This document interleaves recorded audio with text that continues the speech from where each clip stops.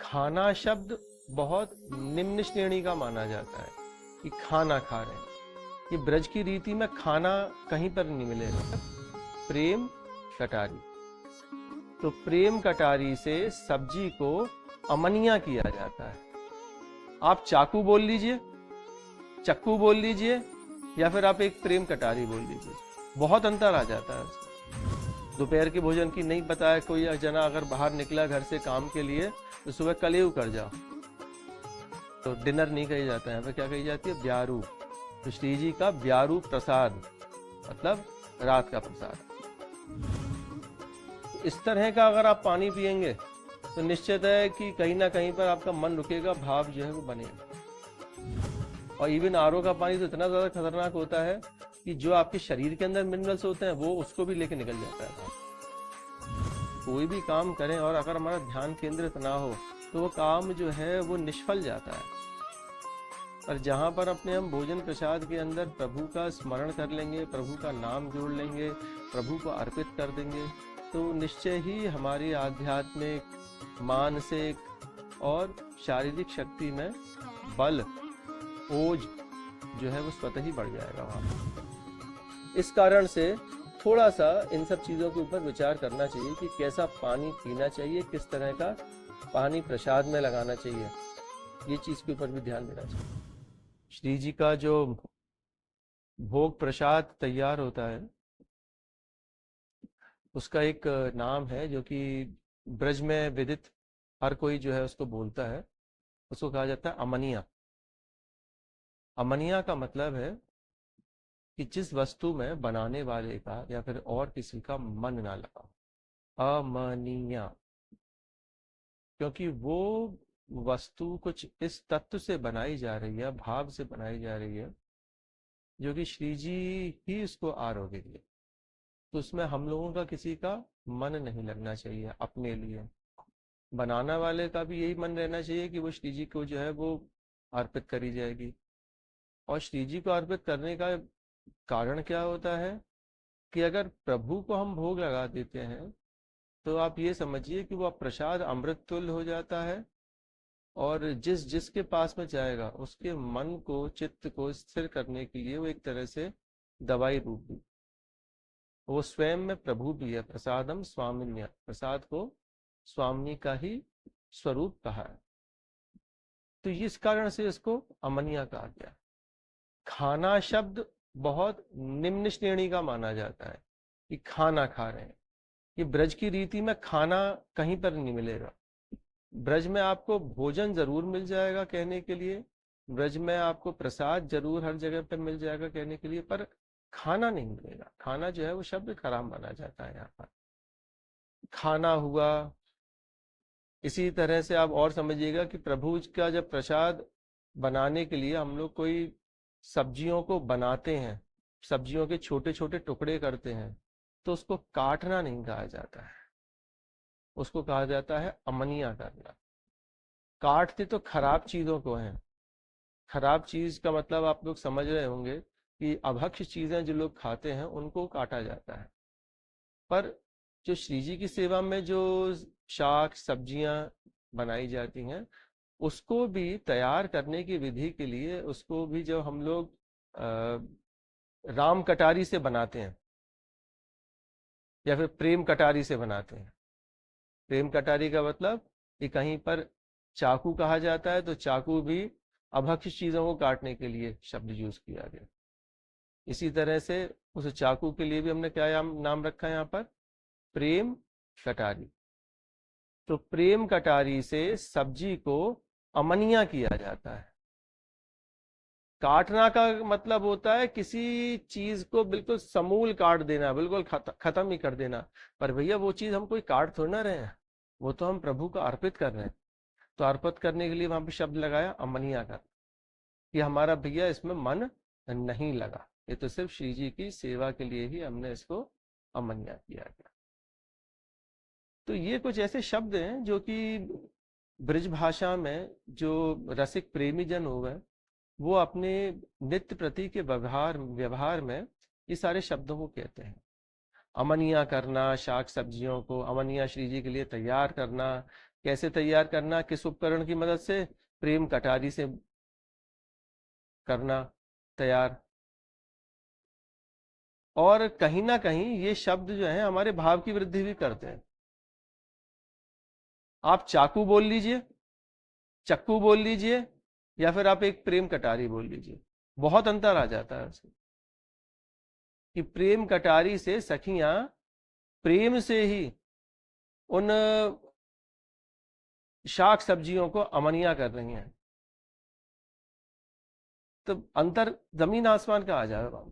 प्रेम कटारी किस तरह से हम कह रहे हैं, ये सारे शब्द बोला चाली में ब्रज में आपको मिलेंगे। जैसे कि सुबह का जो नाश्ता होता है उसको कहा जाता है कलेऊ, कहीं पर कलेवा भी बोल देते हैं। ब्रज में ज्यादातर कलेऊ कहते हैं कि भैया कलेऊ कर जाओ घर से। कलेऊ का मतलब नाश्ता कर जाओ। दोपहर के भोजन की नहीं पता है, कोई जना अगर बाहर निकला घर से काम के लिए तो सुबह कलेऊ कर जाओ। और इसी तरह से जब वो लौट के आ रहे हैं तो संध्या के भोजन को बोलते हैं ब्यारू। तो वो ब्यारू कर लो, डिनर नहीं कही जाता है, यहाँ पे क्या कही जाती है? ब्यारू। तो श्री जी का ब्यारू प्रसाद मतलब रात का प्रसाद। श्री जी का बाल भोग, नाश्ते का प्रसाद। प्रभु ने जब श्रृंगार आरती से पहले जब पा रहे हैं तैयार होकर निकलेंगे अपने गौचरण पे, वो बाल भोग होगा। तो ये सारे शब्द बड़े अच्छे हैं। अपने दिन भर की अपनी दिनचर्या में, दैनिक दिनचर्या में इनको हम लोगों को भी जोड़ना चाहिए। क्योंकि जहां पर रह रहे हैं, जिनकी उपासना कर रहे हैं, उनसे ही जुड़े हुए सारे शब्दों को लें हम लोग, बोले तो अच्छा भाव बना रहता है दिन भर। भोजन को, प्रसाद को, या फिर दोपहर के लंच को राजभोग कह दीजिए। वो क्यों? कि भैया प्रभु के ही तो अर्पित कर रहे हैं, प्रभु के अर्पित करने के बाद में हम लोग खा रहे हैं। रात्रि के समय पर भी जब ठाकुर जी को शयन कराएं उससे पहले उनको जो है वो शयन भोग धारण प्रसाद पवाएं, और उसी शयन भोग को आप लोग पाएं। तो पहले तो ये रहेगी कि आप जो भी पा रहे हैं उसमें आपकी श्रद्धा हो जाएगी। और श्रद्धा होने में, अगर किसी चीज में अगर आपकी श्रद्धा हो गई तो आप बड़े संभल के खाएंगे, उसको ध्यान पूर्वक खाएंगे कि कितना लेना है, कैसे लेना है, उसको किस तरह से मर्यादित उसके साथ में भी आचरण करना है। किसके साथ? प्रसाद के साथ में। ज्यादा ले लिया, नहीं खाया गया, आपने फेंक दिया। पर यहाँ पर प्रसाद कैसे पाया जाता है कि जितना मिल जाए उतना लिया, और थाली में क्या छोड़ना है? बिल्कुल थाली को जो है वो बिल्कुल चिकना साफ कर देना है खाके, कि पता ही नहीं पड़े कि उसमें कुछ परोसा भी गया था, इस तरह से साफ कर। तो वो प्रसाद पाने का सही में तरीका है।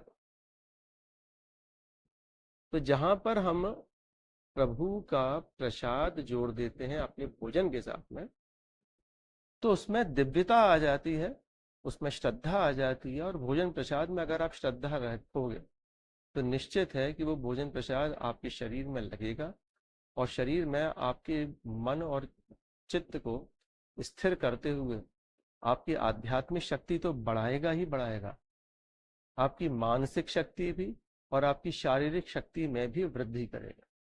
क्योंकि आपका ध्यान केंद्रित है उसके ऊपर ही। क्योंकि कोई भी काम करें और अगर हमारा ध्यान केंद्रित ना हो तो वो काम जो है वो निष्फल जाता है। पर जहां पर अपने हम भोजन प्रसाद के अंदर प्रभु का स्मरण कर लेंगे, प्रभु का नाम जोड़ लेंगे, प्रभु को अर्पित कर देंगे, तो निश्चय ही हमारी आध्यात्मिक, मानसिक और शारीरिक शक्ति में बल, ओज जो है वो स्वतः ही बढ़ जाएगा वहां। इसलिए अगर कोई साधक इस तरह से अपनी जीवनचर्या में, दिनचर्या में इन सब नामों को और इस तरह से ही मर्यादित आचरण करे अपने भोजन प्रसाद के साथ में, तो वो बहुत सुंदर होता है। अब जैसे कि जल की बात है, लोग बाग कह देते हैं कि जल कैसा ठाकुर जी को भोग लगना चाहिए, अब जल कैसा पीना चाहिए हमको।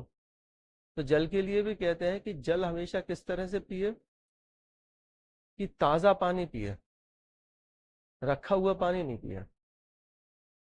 रखा हुआ पानी क्यों? क्योंकि ये तत्व हैं, और प्रभु के बनाए हुए तत्वों के अंदर कुछ इस तरह की एक चमत्कारी शक्ति होती है कि जिसके अंदर की वो अपने अंदर वो सारी ऊर्जा को समाहित कर लेता है जिस जिस जगह पर वो जाएगा। वो तत्व। कैसे? कुछ इस तरह से कि आपके पास में टंकी में पानी रखा हुआ है और आपके पास में नदी का पानी है, कौन सा ज्यादा ऊर्जावान होगा? एक तो आपके पास में टंकी का पानी है और एक आपके पास में बिल्कुल ताज़ा पानी है। कौन सा ज़्यादा ऊर्जावान होगा पानी? ताज़ा पानी होगा ऊर्जावान। क्यों? क्योंकि वो चलता हुआ पानी है, वो स्रोत से आ रहा है और आप उसको जो है वो सेवन कर रहे हैं। पर जब आपने पानी को एक बार स्टोर कर दिया, एक जगह पर रख दिया, किसी प्लास्टिक के बर्तन में रख दिया, किसी लोहे की टंकी में रख दिया, कितने दिन तक जो है वो रखा हुआ है, कांच की बोतल में रखा है, प्लास्टिक की बोतल में रखा है तो वो पुराना, अपनी मूल जगह से तो वो हट गया। मूल जगह कौन सी है पानी के लिए? धरती, पृथ्वी। पृथ्वी में तो नहीं है। पृथ्वी में से जो चीज निकली वो चीज ताजी हुई। जैसे कि ताजी फल सब्जियों के बारे में हम लोग बात करते हैं कि भाई खेत से तोड़ी हुई सब्जी का एक अलग आनंद होता है, मॉल में जो 4-4 5-5 दिन जो फ्री रेफ्रिजरेटेड सब्जियां होती हैं उनका एक अलग आनंद होता है, अलग अलग ही स्वाद होता है उनका। तो पानी के लिए भी यही वाली बात है। पानी भी वो प्रयोग करें जो कि ताजा पानी, जो कि स्रोत में से निकला हुआ हो। पहले कुएं का पानी जो है सभी लोग पीते थे। क्यों? कुएं का पानी का स्रोत सबसे अच्छा होता था। कुएं का पानी, सबसे पहली बात तो आप उतना निकालते थे जितना आपको जरूरत होती थी। स्टोर करने के लिए आपसे सबसे ज्यादा शुद्ध जगह होती थी जमीन, जिसमें कि वो कंटिन्यूअसली रनिंग वाटर होता था। कुएं के अंदर पानी कोई रुकता नहीं है, एक स्रोत में से आता है तो दूसरे में से निकलता जाता है वो। इस तरह का पानी होता है इस कुएं का। कोई रुका हुआ पानी नहीं रहता है कुएं के अंदर, भरा हुआ है, आ रहा है जा रहा है, आ रहा है जा रहा है। वो तो आपने अपने लिए स्रोत बनाया कुएं के अंदर खोद के, पर वो अपने आप ही जो है वो चेंज भी होता रहता है पानी। तो कुएं का पानी जो है वो सबसे अच्छा स्टोरेज है। आप कुएं में से पानी पहले निकालते थे तो आपकी शारीरिक एक्सरसाइज भी हो जाती थी, आपकी बॉडी की एक्सरसाइज हो गई। कितना निकालते थे? जितना आपको ज़रूरत है। अब क्या हुआ? मशीन आई तो हमने जस्ट ऑपोजिट कर लिया। वो टंकी जो ज़मीन में बनती थी वो टंकी हमने बनाई कहाँ पर? छत पर। और कितनी भरी उसको? कि जितनी की हमें ज़रूरत भी नहीं है उतनी हमने भर ली। और इस्तेमाल कितना किया? कि जितने इस्तेमाल में अब 4 जने का पूरा दिन भर का काम चल जाता है, एक जना आप जो है इस्तेमाल करता है। तो अननेसेसरी हम लोग अपने ही एक प्राकृतिक निधि को हम लोग वेस्ट कर रहे हैं।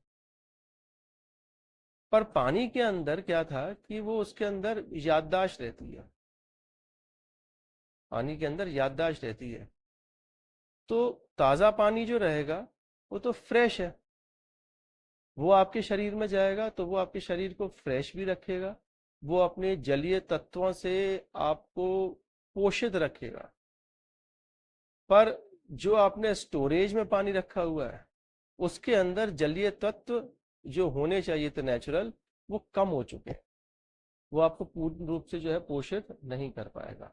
और फिर उसमें भी जो मिनरल वाटर की बॉटल्स जो चल रही हैं उनका तो कहना ही क्या, जिसमें कि एक्सपायरी डेट लिखी रहती है कि 4 महीने पहले जो है वो बना है, फिर कितनी उसकी शेल्फ लाइफ है, फिर आपके हाथ में आया और आपने पिया और कहा क्या, आहा मिनरल वाटर मिल गया हमें।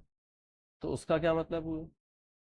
कितना पुराना पानी हुआ, पता नहीं उसका क्या स्रोत है, कहाँ से आया है, कैसा है, कितने दिन रखा रहा है।